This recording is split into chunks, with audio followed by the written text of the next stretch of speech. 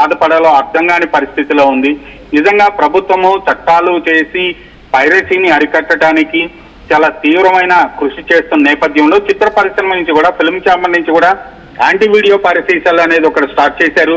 దాని నుంచి కూడా ఈ ఐబొమ్మ రవిని అరెస్ట్ చేయటంలో చాలా కీలక పాత్ర పోషించింది ఫిల్మ్ ఛాంబర్ కి సంబంధించిన anti video piracy cell. So చిత్ర పరిశ్రమ అయితే వాళ్ళ ప్రయత్నం వాళ్ళు చేస్తున్నారు, కానీ ఇప్పటి వరకు జరిగింది మాత్రం జస్ట్ ఓన్లీ ఒక 10% మాత్రమే సక్సీడ్ అయ్యారని చెప్పుకోవాలి. రైట్. అయితే ఈ 3 సినిమాల గురించి ఒక్కసారి రవిచంద్ర మనం మాట్లాడుకుంటే ఎంత పెట్టుబడి పెట్టుండొచ్చు? ఈ 3 సినిమాల బడ్జెట్స్ ఎంత ఉండి ఉండొచ్చు? కళ్యాణ్, బడ్జెట్ కంటే కూడా సినిమా కంటెంట్, ఇప్పుడు ఈ 3 సినిమాలకు సంబంధించి రాజు వెడ్స్ రాంబాయ్ కావచ్చు, సంతాన ప్రాప్తి రక్ష కావచ్చు, 12A రైల్వే కాలనీ, ఇవన్నీ కూడా 3 సినిమాలు కూడా ప్రేక్షకుల దగ్గర నుంచి, విమర్శకుల దగ్గర నుంచి కూడా మంచి ప్రశంసలు పొందిన సినిమాలు, మంచి కంటెంట్ ఉన్న సినిమాలు, ప్రేక్షకులు ఖచ్చితంగా చూసిన వాళ్ళందరూ కూడా ఆదరిస్తున్న సినిమాలు.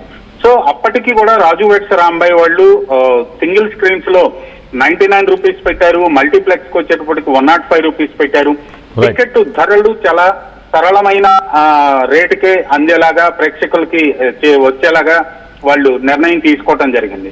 మిగిలిన సినిమాల విషయాన్ని పక్కన పెడితే వీళ్ళు మాత్రం ఒక అడుగు ముందుకు వేసి టికెట్ రేట్లు చాలా తగ్గించి ప్రేక్షకులకు అందుబాటులోనే పెట్టారు. కానీ ప్రేక్షకులు థియేటర్కు వచ్చే అలవాటుని దాదాపుగా చాలా మంది మర్చిపోయారు. అలవాటు పోయిందనే చెప్పుకోవాలి. వాళ్ళు ఇంట్లో కూర్చొని ఈ పైరసీ సైట్స్ లో ఫ్రీగా సినిమాలు చూడటానికి అలవాటు పడిపోయారు. థియేటర్ కు రావటము, థియేటర్ టికెట్ రేట్లతో పాటు థియేటర్ లో ఉన్న ఫుడ్ కావచ్చు, డ్రింక్స్ కావచ్చు, వాటర్ బాటిల్స్ కావచ్చు, ఈ పార్కింగ్ ఫీజులు, అలాగే ట్రాన్స్పోర్ట్ లో ఎదురయ్యే ట్రాఫిక్ ఇబ్బందులు, వీటన్నిటిని దృష్టిలో పెట్టుకుని చాలా వరకు ప్రేక్షకులు థియేటర్ కు రావటం మర్చిపోయారు.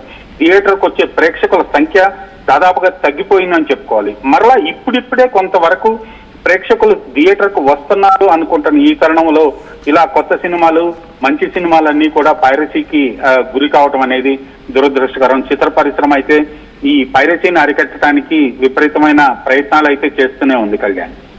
రైట్ రవిచంద్ర, చాలా మంచి పాయింట్స్ చెప్పారు. Thanks for the latest update. ఇటు రాజు వెడ్స్ రాంబాయ్ వాళ్ళు థియేటర్లో సినిమాని 99 రూపాయలకి, అలాగే మల్టీప్లెక్స్లో 105 రూపీస్కి మాత్రమే సేల్ చేద్దామని ప్రయత్నం చేశారు. సో సినిమాకి మంచి రెస్పాన్స్, ఈ 3 సినిమాలకు కూడా మంచి రెస్పాన్స్ ఉంది అని చెప్పుకొస్తున్నారు. సో ఫ్రైడే రోజు రిలీజ్ అయిన వెంటనే సాయంత్రానికే ఇటు మూవీ రూల్స్లో వచ్చింది. సో ప్రజలకి ఆ కన్వీనియన్స్ ఏదైతే ఇంట్లో కూర్చొని ఇంట్లోనే ఫోన్లోనో లేకపోతే ల్యాప్టాప్లో ఒక లింక్ ఓపెన్ చేస్తే సినిమా అందుబాటులోకి వస్తుంది కదా, దానివల్ల నష్టపోతున్నారు అని చెప్పేసి మొత్తానికైతే ఇటు సినిమాకి సంబంధించిన, సినీ ఇండస్ట్రీకి సంబంధించిన వాళ్ళు చెప్పుకొస్తున్నారు.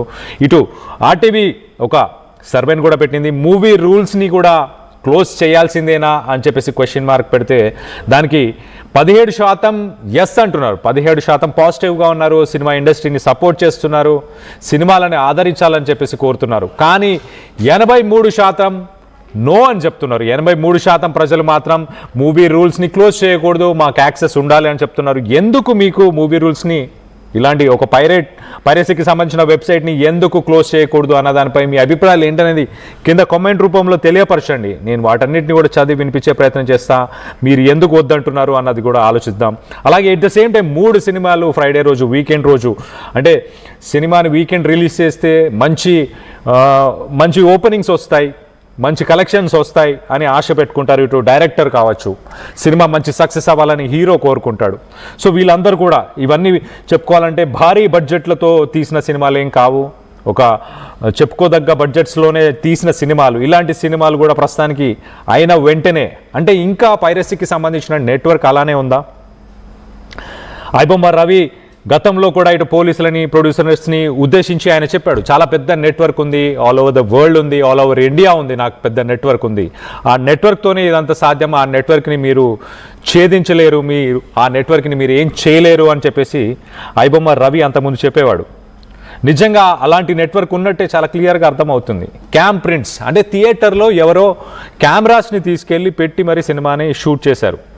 తెలుగు రాష్ట్రాల్లో అయి ఉండొచ్చు, ఇంకెక్కడైనా అయి ఉండొచ్చు. మొత్తానికైతే ఆ క్యామ్ ప్రింట్స్ ప్రస్తుతానికి మూవీ రూల్స్లో వస్తున్నాయి. ఇటు 12A రైల్వే కాలనీ, అలాగే సంతాన ప్రాప్తిరస్తు అనే సినిమా, అలాగే రాజు వెడ్స్ రాంబాయ్ అనే సినిమా, ఈ 3 సినిమాలకి సంబంధించి క్యామ్ ప్రింట్స్ వచ్చేసాయి. అంటే డిజిటల్ ప్రింట్స్ కూడా రావచ్చు, హెచ్డి ప్రింట్స్ కూడా రావచ్చు. తర్వాత ఇమీడియట్గా క్యామ్ ప్రింట్స్ వచ్చాయంటే ఆలోచించండి ఎంత ఫాస్ట్ ఎంత స్పీడ్ ఉంది ఈ